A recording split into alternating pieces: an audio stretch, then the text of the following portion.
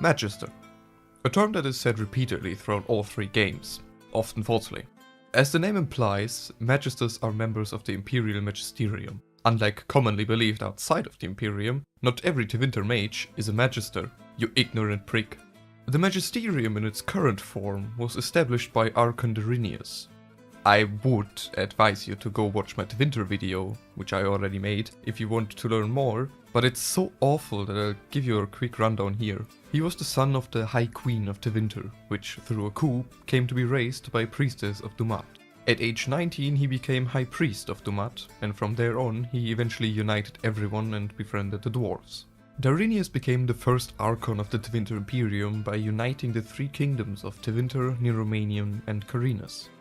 With that out of the way, I spare you listening to my voice for 23 minutes. As opposed to now, I guess. Only Imperial citizens can become members of the Magisterium, and those have multiple ways of doing so. You can be chosen from the ranks of the Circle of Magi. Yes, there are a Circle of Magi in Tevinter. Usually from the ranks of the senior enchanters, but everyone could possibly be picked. Unless you happen to be the first enchanter, then tough luck, no court intrigue and assassinations for you. You'll also get a seat if you happen to be a Grand Cleric of the Imperial Chantry.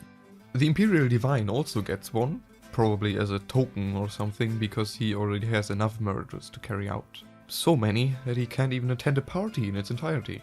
A Magister's heir can also inherit their seat, like Dorian did after his father was found with a severe case of the daggers. Last, if you're a special snowflake, and even if you're none of the above, you could just smooch up to the Imperial Archon, as they reserve the right to appoint new Magisters at any given time. I'm sure you'll manage to get near them. Not necessarily alive, but that's fine, you can be named Magister post-mortem, and that's all we wanna achieve here. No one said anything about being named one alive. Magisters, and the Imperium as a whole, are often either romanticized or vilified. Very rarely people see them from a neutral point of view. That usually comes from people's experiences with the Imperium in general, or lack thereof. Anders, for example, is shown to be rather fond of the Imperium, despite never having been there, the bastard. He sees them as a free people, where mages don't have to hide their magic, and it is even seen as a sign of elevated status. His love for the Imperium can be seen through his gifts alone. First there is the Tevinter Chantry amulet, which he is very fond of, despite the fact he would be beheaded if anyone saw him with that. Quite a shame they didn't. Second are the man's shoulder birds. In Chateau Hain, Hawk can find feathers that, as he later finds out, belong to a Semir bird, which has some association with Tevinter. Naturally, that results in Anders having a raging hard-on for those feathers. On the other side there is Fenris, who hates everything about the Imperium, and everyone. If you know his story, then you can kinda understand why. He was once a slave to Danarius, who in a blood magic ritual infused him with lyrium markings. These markings were burned into his skin, which grant him the ability to phase through solid objects, or people, often used by him as a weapon. The pain that this burning caused resulted in him losing his memories, and he eventually fled to Seheron. Later on he can find out that he competed for those markings in order to free his mother and sister from slavery. Because of his experience with mages, he is extremely distrustful and often hostile towards them, even the friendly ones. I'd say poor Hawk, but Rivalmans is kinda hot.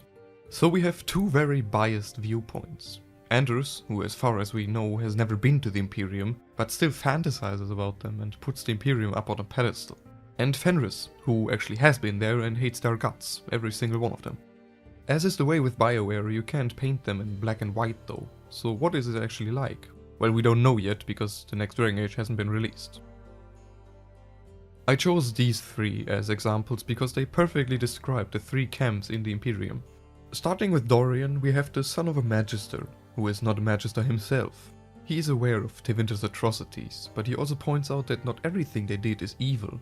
We only had very limited contact with Magisters, and those that we met usually were some real cunts. So of course it's easy for us to think that all of them sacrifice their slaves for their own agenda.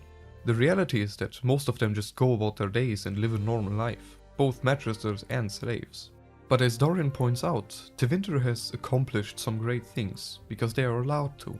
They don't get herded into circles, never to leave again. Mages in Tevinter enjoy freedom that for the rest of their peers is unheard of, and they can spend this freedom doing what they want. They also aren't held back by the stipulation that blood magic is inherently evil. Next is Danarius. A man that, up until you meet him, is described as the biggest fucker in the world. He burned lyrium under the skin of his slave, made him entertain his guests at parties, and called him his little wolf. But for him, all these things are normal. Fenris was his property, and he's free to do what he wants. Besides, Fenris himself competed with other slaves for those markings, only to save his family, but still. Danarius is the typical magister we hear about. Evil, power-hungry, and just a general cunt. But he doesn't know any other way. He was raised within the Imperium, so what he does is perfectly acceptable. Last is Ehremund, and even he isn't inherently evil.